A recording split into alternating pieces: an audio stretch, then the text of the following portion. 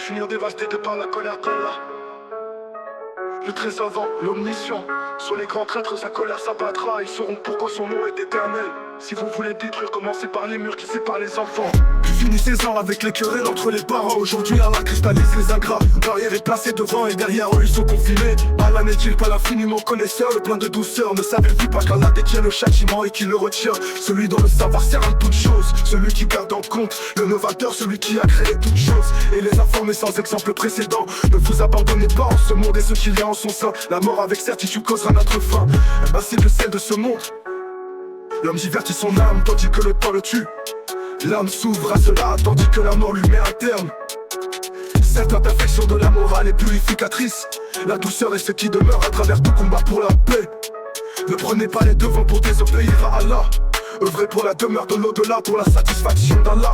L'unité au-delà de tout clivage est requise. Aucune puissance en dehors d'Allah ne peut vous sauver. Les palais du paradis sont remplis d'or et le musc est leur mortier.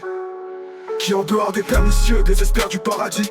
Qu'en savons-nous? Peut-être que leur sonne déjà à notre porte. En vérité ce jour-là les gens seront comme des papillons éparpillés. Sachez qu'Allah ne manque jamais à ses promesses. Qu'en est-il de l'heure? Êtes-vous disposé à la recevoir? Encore une fois, y a-t-il pas un enseignement en cela? Qu'Allah renforce nos pas pour que nous marchions tel un seul homme. Qu'Allah fasse que nous sortions tous ensemble de notre esclavage. Lequel des chemins est le meilleur? Le faire d'ici-bas ou le paradis de l'au-delà? Alors dirigeons-nous dans la voie de l'excellence et n'acceptons rien d'autre. Mais où sont les doués de raison? Lequel des édifices est le meilleur?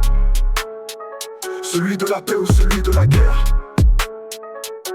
De quoi est bâtie votre maison? Pensez-vous qu'il soit dur pour Allah de faire exploser vos propres bombes nucléaires sur lesquelles vous êtes assis? Combien de nations entières ont été rasées? Ô enfants d'Israël, craignez Allah, si seulement vous saviez.